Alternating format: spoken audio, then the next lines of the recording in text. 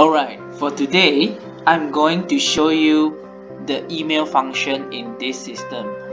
So, you can actually send quotation, send your sales order, your invoice, your reports, for example, your statement, your purchase invoice to email by using this system. So how to do it? For example, I will do an example for using sales invoice. Say for example, if we already create the sales invoice, you just go in and you will see the print or email button at the bottom of the page. So click on it, choose email. Alright, then from here it will automatically get the default email you save for your customer.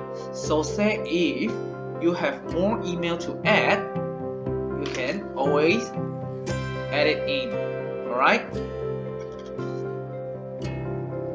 so say if this is okay, you just click send, or otherwise you can still amend the message or amend the subject. Alright, so once you click send,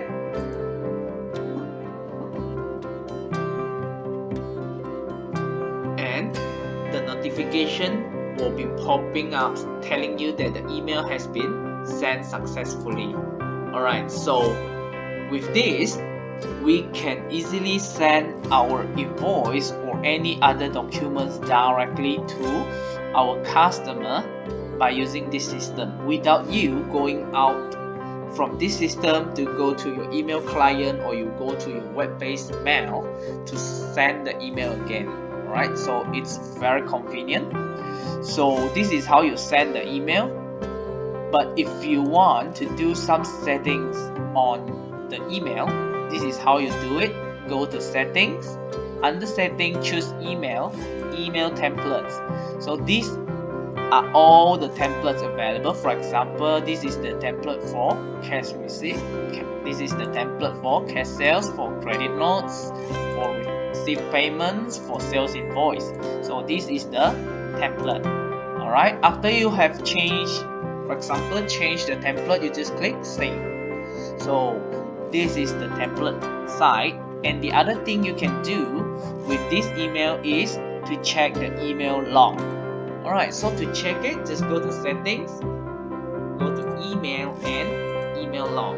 Alright, so you choose the that sent from and to. For example, I'm checking what emails have I sent in the month of June, so I will choose from 1st of June until end of June.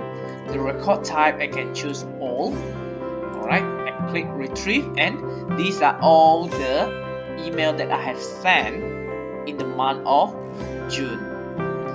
Alright, so this is the email function in this system. I'll see you in the next video.